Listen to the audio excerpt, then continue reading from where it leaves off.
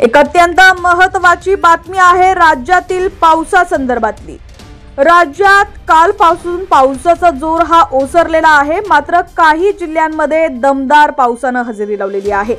सोलापूर जिल्ह्यातील विविध तालुक्यांमध्ये ढगांच्या गडगडाटात आणि विजांच्या कडकडाटात पावसानं दमदार हजेरी लावली। ऑक्टोबर महिन्याच्या सुरुवातीपासून शनिवारपर्यंत राज्याच्या बहुतांश भागात पाऊस उघडीप घेणार आहे, तर तुरळक ठिकाणी हलक्या पावसाची शक्यता वर्तवण्यात आली आहे। मात्र पावसाचा वेग हा कमी असणार आहे। गुजरात आणि पश्चिम मध्य प्रदेशवर वाऱ्याची चक्रीय स्थिती निर्माण झाली आहे। गुजरातमधील चक्रीय स्थितीमुळे आज कोकण, गोवा, विदर्भ आणि मराठवाड्यातील काही ठिकाणी जोरदार पाऊस पडण्याची शक्यता आहे।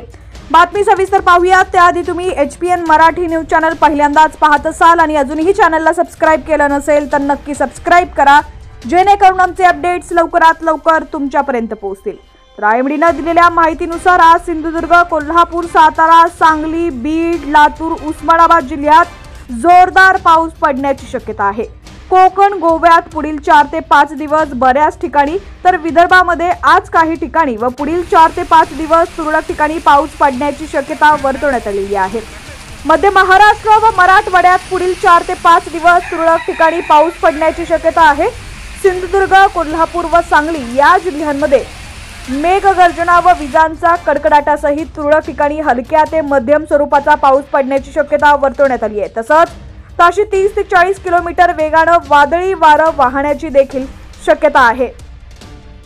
तर बीड, लातूर व धाराशिव इथं आणि सोलापूरलाही 1 ऑक्टोबरला मेघगर्जना व विजांच्या कडकडाटासहित तुरळक ठिकाणी हलका ते मध्यम स्वरूपाचा पाऊस पडण्याची शक्यता आहे। दरम्यान पावसाची उघडीप लक्षात घेऊन कापूस, भाजीपाला आणि इतर पिकांवर फवारणी करावी। मराठवाडा आणि मध्य महाराष्ट्र आणि विदर्भातील शेतकऱ्यांनी आपल्या पशूंना बाधित आणि सुरक्षित जागी बांधून ठेवावं। सोयाबीन, मका, ज्वारी या पिकांची काढणी करावी आणि कोरड्या व सुरक्षित जागी साठवणूक करावी असा सल्लाही देण्यात आलेला आहे।